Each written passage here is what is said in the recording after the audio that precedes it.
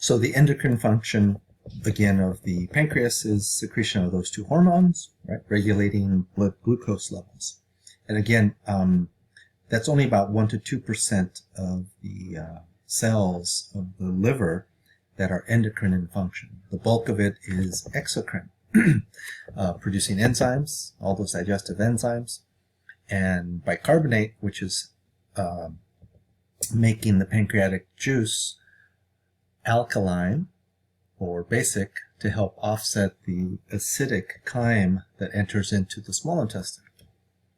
So the pancreatic juice contains enzymatic proteins, proteolytic, that are going to digest proteins.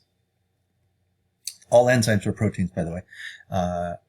Carbohydrases, which are going to break down the carbohydrates, lipases breaking down the lipids, and nucleases breaking down the nucleic acids.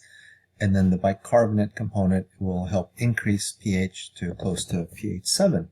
Again, offsetting the acidic chyme that's entering into the duodenum.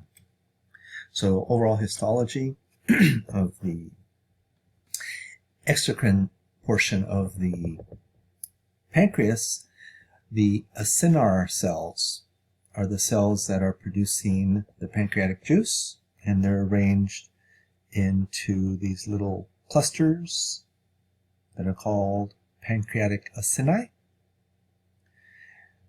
The pancreatic juice is secreted and enters into these ducts, the pancreatic ducts.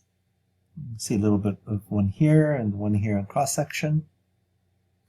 And then there's usually a large main pancreatic duct and a secondary accessory duct. And then the pancreatic duct goes towards the hepatopancreatic ampulla, where it merges with the common bile duct. And then into the duodenum is the duodenal ampulla, where the pancreatic juice would enter into the duodenum. So here's a